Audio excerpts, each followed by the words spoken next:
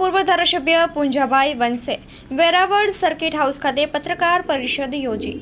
જે પોલીસ સામાન્ય ગુનામાં ધરપકડ કરીને 24 કલાક સુધી જેલમાં રાખતા હતા, કાયદો અને વ્યવસ્થાના બાબતે આ એ જ પોલીસ જ્યારે આજે ગુનેગાર છે, અને એ ગુનેગાર કોઈ નાનો સૂનો ગુનેગાર નથી, જે પોલીસનું આમ પ્રજાનું જાન માલનું અને સલામતીનું રક્ષણ કરવાની જેની જવાબદારી છે, એ પોલીસ જ્યારે આ પ્રકારે ભક્ષક બને, રક્ષક પોતે જ્યારે ભક્ષક બને, અને એ ભક્ષકની વ્યાખ્યા પણ આખી બદલી નાખી છે આ NK ગૌસ્વામી પીઆઈએ તો ગુજરાતના ઇતિહાસમાં, ગૃહ વિભાગના ઇતિહાસમાં જે પ્રકારે તોડકાંડ કરીને જે એણે ઇતિહાસ સર્જ્યો છે, અને આટલી ગંભીર પ્રકારની ઘટના બન્યા પછી અને આટલી ઉજાગર થયા પછી પણ બે મહિના સુધી એની ધરપકડ કરવામાં ના આવે તો મને લાગે છે કે એમના માટે કયા શબ્દ પ્રયોગો કરવા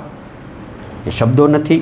હું આપના માધ્યમ દ્વારા ગુજરાત સરકાર, ગુજરાતના મુખ્યમંત્રીશ્રી પાસે, ગુજરાતના ગૃહમંત્રી ભાઈ શ્રી હર્ષભાઈ સંઘવી મારફત વિનંતી કરું છું કે આ પ્રકારના ગુનાઓ જ્યારે બને અને જો સરકાર ખુદ અસરકારક પગલાં ન લે અને સમયસર પગલાંઓ ન લે તો આવી પ્રવૃત્તિ ઉપર બ્રેક લાગવાને બદલે, રોક લાગવાને બદલે બેફામ ચાલવાની।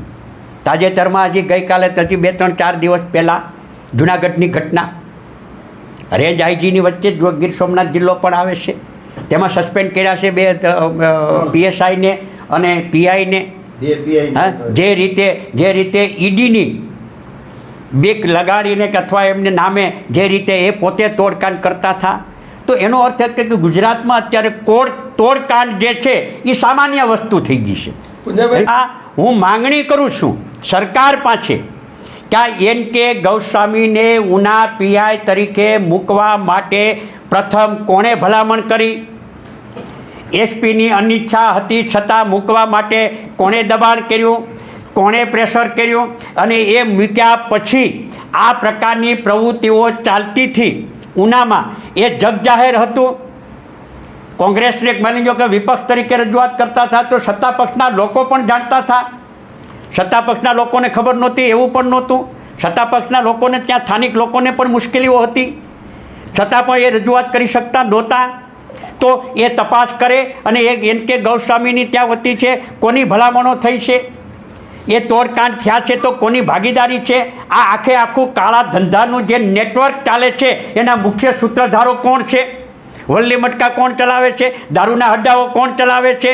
કોણ દીવમાંથી દારૂ બારોબાર પસાર કરે છે? કોણ ગાડી દીવમાંથી પસાર થાય તો કઈ પોલીસની ગાડીનું પાઇલોટિંગ કોણ કરતું હતું? કોણ હપ્તા નિયમિત ઉઘરાવતા હતા? SOG ક્યાં હતી? LCB ક્યાં હતી? સ્થાનિક પોલીસ ક્યાં હતી? સ્થાનિક પોલીસની ક્યાંય નહોતી ખબર?